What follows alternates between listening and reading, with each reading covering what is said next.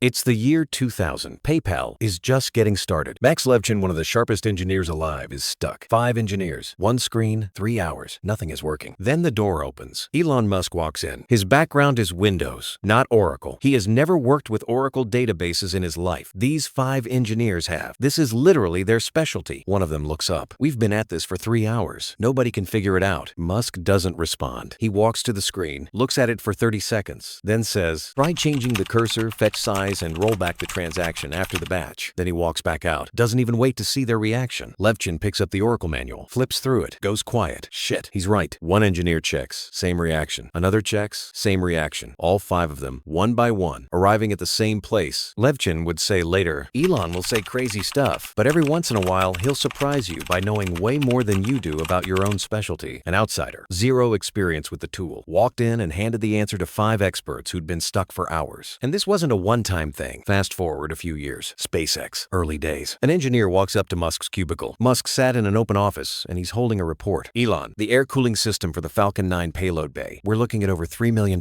Musk doesn't take the report, doesn't look at it. He turns his chair around and shouts across the cubicle divider. "Gwen, how much does a home air conditioner cost?" Gwen Shotwell, his president, doesn't miss a beat. "About $6,000. Musk turns back to the engineer. That's it. That's his answer. SpaceX goes and buys commercial home AC units, modifies the pumps, bolts them onto the rocket. It works perfectly. $3 million became $6,000, and the rocket still flew. Same brain, different problem, same result, different day, different crisis. A lightning strike hits a SpaceX fuel tank sitting on the test stand. The tank dents inward from the pressure surge. The engineer's face says everything before he opens his mouth. "Sir, the fuel tank, lightning hit it. It's dented inward. We need to replace the whole thing. We're looking at months of delay." Musk looks at him. "No, pause it. Climb up there. Take hammers. Bang it back into shape. If there are cracks, weld them." Every engineer in earshot looks at each other. The man wants them to hammer a rocket fuel tank back into shape, like it's a dented car door. But they do it. They climb up, they hammer, they find 2 cracks, weld them shut, they refuel the tank, they run the tests. Everything works. The launch goes forward, months ahead of where any traditional aerospace company would have been after that kind of damage. 3 stories, 3 problems. 3 times everyone in the room thought it was impossible. 3 times Elon Musk walked in and made it look simple. The question isn't whether he's smart. The question is, how does someone's brain work like that? And more importantly, can you learn it? Yes, you can. And that's exactly what this video is about. Because here's what those 3 stories are actually showing you. It's not genius. It's not some genetic gift you either have or don't. It's a method. A specific, learnable, repeatable method for how to acquire knowledge and actually use it. And almost no one is teaching it. Musk once described how he thinks about knowledge. He called it a semantic tree. His exact words. "It is important to view knowledge as a semantic tree. Make sure you understand the fundamental principles before you get into the leaves, or there is nothing for them to hang on to. A semantic tree, trunk first, branches after." Most people learn the branches. They learn tools, techniques, names, frameworks, best practices. They collect leaves. And when the wind changes, when the tool is different, when the situation doesn't match the template, they have nothing. The leaves fall. There's no trunk holding them. Musk didn't start out as some prodigy who found learning easy. At 9 years old, he read the entire Encyclopedia Britannica, not because someone told him to, because he wanted to understand how everything connected. At 12, he taught himself to code and built and sold his own video game not to show off, but because he needed to know if what he'd learned actually worked. By the time he was a teenager, he was reading 10 hours a day. Physics, engineering, philosophy, economics, not to pass a test, not to put it on a resume, to build the trunk. And then, when he decided to start a rocket company with 0 aerospace experience, he didn't take a class. He didn't hire a consultant. He bought 2 textbooks, Rocket Propulsion Elements, Fundamentals of Astrodynamics. He read them the same way he read everything else, not to memorize, to understand. Peter Thiel, one of the sharpest investors alive, put $20 million into SpaceX after sitting down with Musk. Not because Musk had an aerospace degree, because Thiel was stunned. The man had taught himself rocket engineering from scratch, and he could explain the underlying physics better than engineers who'd spent careers in the field. That's not a talent, that's a method. And the method starts with one question almost nobody asks. Not, "What should I learn next?" Not, "What's the best course for this?" The question is, do I actually understand this, or do I just recognize it? Think about that for a second, because there's a version of knowing something that feels real, but isn't. You've heard the term, you've seen it used. You can nod along when someone mentions it. You might even be able to repeat the definition back. But if someone put you in a room and said, "Explain this from scratch," no notes, no Google, as if I've never heard of it, you'd freeze. That's recognition, not understanding, and you've been confusing the two your entire life. Go back to the Oracle room. Those 5 engineers weren't incompetent. They were experts. They knew Oracle. They had spent spent years working inside that system, but Musk walked in and solved their problem in 30 seconds because he understood something deeper than Oracle. He understood how databases are structured at a fundamental level, the logic underneath, the principles that Oracle was built on top of. The engineers knew the tool. Musk understood the trunk. When the problem hit a layer deeper than the tool, they were stuck. He wasn't. Not because he knew more Oracle than them, because he needed zero Oracle to answer the question. That's the semantic tree in action. And here's what it means for you. Every subject has a trunk. Physics has a trunk. Business has a trunk. Writing has a trunk. Coding has a trunk. The trunk is the small set of underlying principles that everything else is built on top of. If you understand the trunk, you can figure out almost any branch. If you only know the branches, you're helpless the moment you hit something new. And this is where things get interesting, because the school system, and honestly, most of the internet, teaches you branches. It teaches you tools, templates, tactics, specific platforms, named frameworks with acronyms. It teaches you to recognize. It does not teach you to understand. And the reason for that is uncomfortable. Recognition is faster to teach, easier to test, and more profitable to sell. Courses teach you the steps, not the why behind the steps. Because if you understood the why, you wouldn't need to buy the next course when the steps change. Now here's what this looks like for a real person, not a billionaire. You. Say you want to learn marketing. You go online, you find a course, you learn about funnels, CTR, email sequences, Facebook ads, hooks, open rates. You take notes. You feel like you're learning. You finish the course. A week later, you can barely remember what CTR stands for. That's not a memory problem. That's a trunk problem. You learned 100 branches and none of the trunk. You never asked, what is marketing actually trying to do? What is the fundamental human behavior that every marketing tactic is trying to trigger? If you understood that, really understood it at the level of human psychology, of attention, of trust, of decision-making, then every tactic you encountered would make immediate sense. You'd be able to evaluate a new strategy in minutes. You'd know why it works or doesn't. You wouldn't need to memorize it because you'd be able to reconstruct it from first principles. Now here's the real problem. You've been doing this for years, not just with marketing, with everything. You've taken courses, watched videos, read articles, highlighted books, and at the end of it, you genuinely cannot explain what you know in your own words without reaching for someone else's framework. Passive learning feels like progress. It is not progress. You're not behind because you're slow. You're behind because you've been collecting leaves and calling it a forest. And the painful part isn't that you wasted time. The painful part is that you knew something was off. You'd finish a book and feel vaguely smarter but couldn't tell someone what you actually learned. You'd finish a course and feel accomplished and then not apply a single thing. You'd watch a video about productivity, maybe one just like this one, and feel motivated for 40 minutes and then go back to exactly what you were doing. That feeling of learning without changing, that's what happens when you're building at the branch level with no trunk underneath. If you're still watching, you're exactly the kind of person this channel was built for. Subscribe, because we're turning ideas into actions and helping people build better lives. Musk read 10 hours a day as a teenager and never once confused activity with progress. At 12 years old, he didn't just learn to code, he immediately built something and sold it. He had a rule he's never stated explicitly but has lived by his entire life. Learning that isn't tested against reality is just storage. A library full of disconnected facts is just noise with a spine. He didn't read to feel smart. He read to build something. And every time he learned something new, he immediately looked for the problem it could solve. That's not a habit. That's a philosophy about what knowledge is for. Here's what nobody tells you about first principles thinking. It's uncomfortable at first. It requires you to sit with not knowing. Most people can't do that. They'd rather have a mediocre answer immediately than a correct answer after 10 minutes of honest confusion. Musk sat with not knowing. He read textbooks that confused him and kept going. He asked the question underneath the question. He didn't stop at, how does this work? He kept going until he hit, why does this work? And what would happen if it didn't? That discipline, that specific tolerance for being confused before you're clear, is what you're actually watching in all three of those stories. But knowing the method isn't enough. There's one specific mistake people make the first time they try to use it, and it kills the whole thing before it even starts. The mistake is this. They start with information instead of a question. They decide they want to learn marketing or understand investing or get into AI, and then they go find content, videos, articles, books, podcasts. They consume. They take notes. They build a folder full of resources, and they feel like they've begun. They haven't begun. They've just procrastinated in a way that feels productive. Musk never once sat down to learn aerospace. He sat down with a specific problem. Can I build a rocket for less than what it costs to buy one from Russia? That question drove everything. Every page he read was answering something. Every principle he absorbed was being tested against that one concrete problem. The question comes first, always. Without it, information is just noise wearing the costume of progress. So here's the framework. 5 steps. Simple to explain, harder to actually do, which is exactly why most people skip it. Step 1. Start with a question you actually need to answer. Not a topic you find interesting. A real question tied to a real problem you're trying to solve right now. Not someday. Now. How do I get my first client? Why does my code keep breaking at this specific specific point. What's actually stopping me from launching this? Specific, urgent, yours. Step 2. Write down everything you think you know about it. Not what you've heard, not what you've seen in a thumbnail, what you actually believe to be true, in your own words, right now. Do this before you open a single browser tab. This step is uncomfortable because most people discover they know almost nothing. Good. That's the point. Step 3. Go through that list and separate what you understand from what you've just accepted. This is the brutal step. Some of those things you wrote down, you don't actually understand them. You've just heard them repeated enough times that they feel true. Identify those. Mark them. Those are your gaps. Step 4. Go deep only on the gaps. Primary sources, not summaries. Not a YouTube video explaining the concept, the actual source material, the textbook, the original paper, the person who built the thing explaining how they built it. This is where Musk read Rocket Propulsion Elements instead of a blog post called Rockets Explained in 10 Minutes. The summary gives you the branch. The source gives you the trunk. Step 5. Rebuild it in your own words, from scratch, as if you're explaining it to someone who knows nothing. No notes, no peeking. If you can't do this, you don't understand it yet. Go back to step 4. This isn't a test. It's the actual process of understanding. The act of reconstructing forces your brain to find the gaps you missed. And when you can explain it clean, from nothing to nobody, you own it. This is the part most people skip over. They read, they feel like they get it, they move on. And then 2 weeks later, they're back to square one, wondering why nothing stuck. Nothing stuck because understanding and recognition feel identical in the moment and completely different 6 months later when you actually need to use it. Now let me tell you about a guy named Rahul. Not a celebrity, not a founder, on a magazine cover. A 26-year-old from Pune who spent 2 years trying to break into UX design. He took 3 courses, watched hundreds of hours of tutorials, built a portfolio by copying projects from the courses word for word, sent out 50 applications, got 0 responses. He wasn't bad at design, he just didn't understand it. He knew the tools, Figma, wireframes, user flows, design systems, branches, all branches. He couldn't tell you what problem good design was actually solving at a human level. He couldn't tell you why a specific choice was right, only that the tutorial told him to make it. Then he stopped, closed all the courses, took one question: why do people abandon apps? That's it. That was his whole starting point. He wrote down what he thought he knew, realized most of it was vague, started reading actual research psychology papers on decision fatigue, cognitive load, attention, not design tutorials. The trunk. 6 weeks in, he redesigned one screen from an app he used every day and wrote a detailed breakdown of every decision he made and why rooted in the research he'd read. He posted it. One post. A product manager at a mid-sized startup in Bangalore saw it, reached out, and brought him in for a conversation. He got a freelance contract within the month, not because he suddenly had better software skills, because for the first time he understood what he was actually doing and could explain the reasoning underneath every choice. That's what First Principles gives you, not just the answer, the ability to show your work in a way that makes other people trust you. And that's where everything changes. Because when you go back to those 3 rooms, the Oracle room, the SpaceX cubicle, the dented fuel tank on the test stand, what you're watching isn't Musk being smarter than everyone else. You're watching someone who had already done all 5 steps before he walked through the door. He walked into the Oracle room having already rebuilt his understanding of computing from the trunk up. So when he saw the problem, the answer was already there. He didn't have to search for it. He looked at the $3 million